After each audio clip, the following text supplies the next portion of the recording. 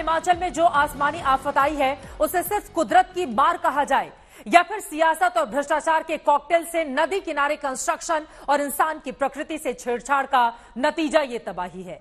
हिमाचल में आपदा से अब तक 10,000 करोड़ से ज्यादा का नुकसान हो चुका है, लेकिन आज तक की ग्राउंड रिपोर्ट के बाद सीएम सुखविंदर सिंह सुक्खू ने सख्त तेवर दिखाए हैं। यह सच है कि राजधानी शिमला में जितनी बर्बादी हुई है उसे दोबारा बसाने में बहुत लंबा वक्त लगेगा। प्रशासन ने घरों में दरार आने के बाद लोगों को घर खाली करने के लिए नोटिस जारी किए हैं, लेकिन खौफ का आलम यह है कि जिन्हें नोटिस नहीं भी मिला है वो लोग भी खौफ के कारण अपना घर बार छोड़कर सुरक्षित ठिकाने की तलाश में हैं। ये रिपोर्ट देखिए।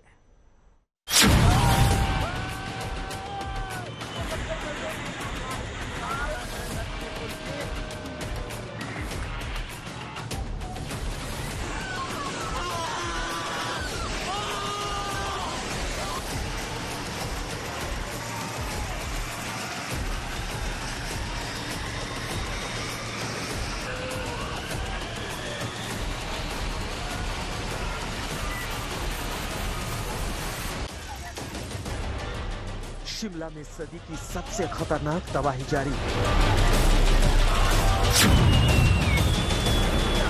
कुल्लू में पहाड़ मलबा उगल रहे हैं।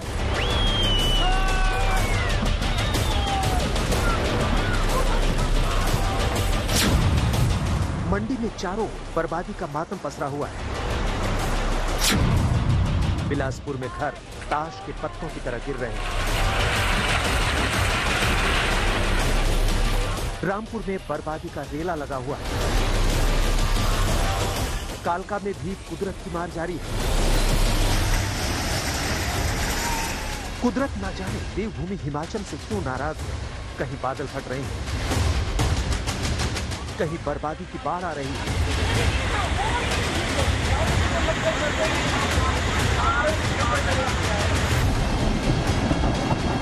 कुल्लू की ये तस्वीर जिसने भी देखी उसके रोंगटे खड़े हो गए। देखिए पहाड़ से कैसे मलबा टूट टूट कर गिर रहा है। अब देखिए लगातार बारिश की वजह से कमजोर हो चुके पहाड़ों से मिट्टी के ढेर कैसे लगातार गिर रहे हैं। कुल्लू की तस्वीरों में आप देख सकते हैं कैसे पहाड़ टूटने के साथ मिट्टी और पत्थरों के ढेर के साथ पेड़ भी टूट कर गिर रहे हैं।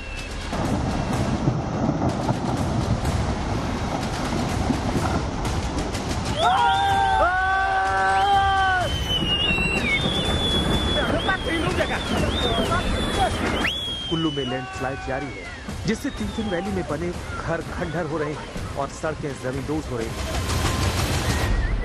जैसे जैसे धूप निकलेगी, शिमला में जो थोड़ा खतरा है वो पेड़ों के गिरने का होगा, क्योंकि जब मिट्टी सूखने लगती है और देवदार की जड़ें जो कम होती है उससे पेड़ गिरने का ज्यादा खतरा है।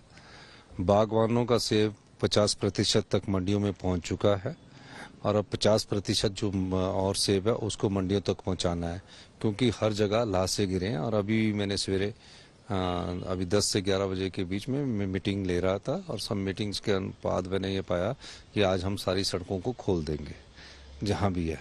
थोड़ा सा टफ हमारा पंडो वाला ये इलाका है, वहाँ काफ़ी बादल फटे हैं, तो मुझे लगता है कि शाम तक हम उसको भी खोलने की पूरी कोशिश करेंगे।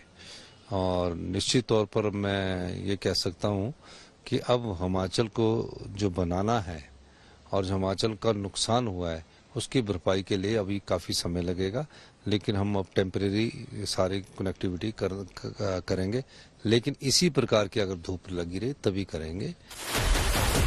बिलासपुर में भी घर गिरने की लाइव तस्वीरें कैमरे में कैद हो गई। पलक झपकते ही कुछ देर पहले तक जो घर था वो अब मलबे में तब्दील हो चुका है।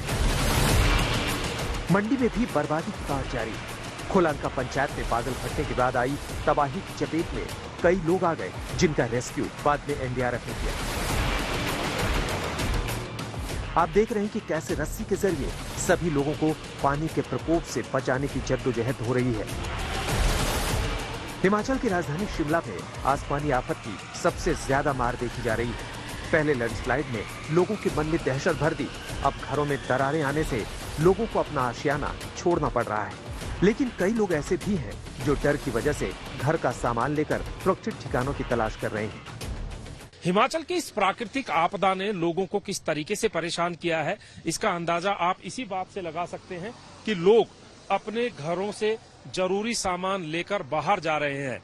दरअसल हिमाचल के कई शहरों में कुछ इलाके ऐसे हैं जहां पर प्रशासन ने लोगों को घर खाली करने के लिए कहा है इलाकों को देखते हुए, लेकिन कुछ जगह ऐसी भी हैं जहां पर लोगों ने सिर्फ डर और भय की वजह से अपने मकान खाली करने शुरू कर दिए हैं। हालांकि वो जगह प्रशासन ने खाली नहीं कराई है। हमारे साथ कई लोग मौजूद हैं यहाँ पर। आपका नाम क्या है? मेरा नाम अनुपम ठाकुर है। अनुपम जी, ये सामान आपका है? जी, ये मेरा सामान मेरा है। क्यों लाए आप ये सराउंडिंग एरिया में दरारें आ गई हैं, यहाँ पे स्लाइड होने का चांसेस है, तो इसलिए हमने फिर डर से सामान निकालना शुरू कर दिया और यहाँ से शिफ्ट होने की। लोगों ने जो त्रासदी पिछले 2 महीने में यहाँ देखी है, उससे उनके मन से डर नहीं निकल पा रहा है। किराएदार हमारे जो सारे डर चुके हैं और सारे निकल रहे हैं सामान। सर, इसकी वजह डर है? हाँ, डर है, सिर्फ डर है क्योंकि यहाँ अभी तक हमारे वहाँ से दरारें तो नहीं आई है, लेकिन ये रास्ता जो सिंकिंग जोन की वजह से पानी इकट्ठा होता है ऊपर सड़क का, ये सारा हमारे को डैमेज कर। और साथ में पड़ोस में 1-2 बिल्डिंग थोड़ी अनसेफ हो चुकी है, तो उसकी वजह से यहाँ पे दहशत की वजह से लोग सारे निकलना चाहते हैं मेरे पर। वहीं समरहिल हादसे में 11 दिनों के सर्च ऑपरेशन के बाद 3 और शव मलबे से निकले, जिसके बाद इस हादसे में मृतकों की संख्या 20 हो गई। इसी के साथ अब यहाँ सर्च ऑपरेशन खत्म कर दिया गया है। सत्येंद्र चौहान, शिमला, आज तक। हिमाचल में लंबे वक्त से नदी किनारे नियमों को ताक पर रखकर घर बनाए जा रहे थे। बिना कायदे कानून के नदियों में खनन का काम चल रहा था। संवेदनशील पहाड़ियों पर घर बनाए जा रहे थे। जहां कूड़े का डंपिंग जोन था, वहां करप्शन से बस्ती बसा दी गई। लेकिन अब हिमालय के मुख्यमंत्री, हिमाचल प्रदेश के मुख्यमंत्री ने नदियों में खनन पर तत्काल रोक लगा दी है। अब अवैध खनन किया गया तो फिर जेल जाना पड़ेगा। अब नदी किनारे होटल बनाया तो भारी भरकम जुर्माने के साथ कड़ी सजा भी हो सकती है। लैंडस्लाइड से बर्बाद हुई सड़कों पर अब धीरे धीरे आवाजाही शुरू हो रही है। इस आपदा ने अब तक 230 लोगों की जान ले ली है। इसीलिए हम पूछ रहे हैं कि क्या तबाही के पीछे बड़ी लापरवाही है?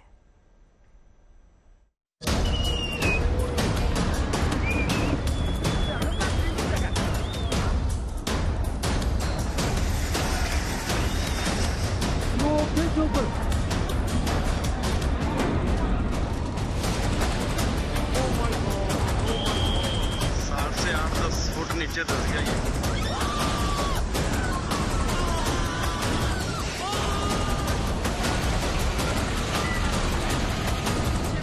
ब्यास नदी के किनारे सारी माइनिंग को भी बैन कर दिया और ये हमीरपुर कांगड़ा इसकी ट्रिब्यूटरीज को हमने क्रैशर्स है माइनिंग को कैसे करनी है उसके साइंटिफिक नियम होने चाहिए। हिमाचल में तबाही के पीछे कई सवाल हैं, जैसे इसे कुदरत की मार कहा जाए या प्रकृति से इंसानों की छेड़छाड़ का नतीजा।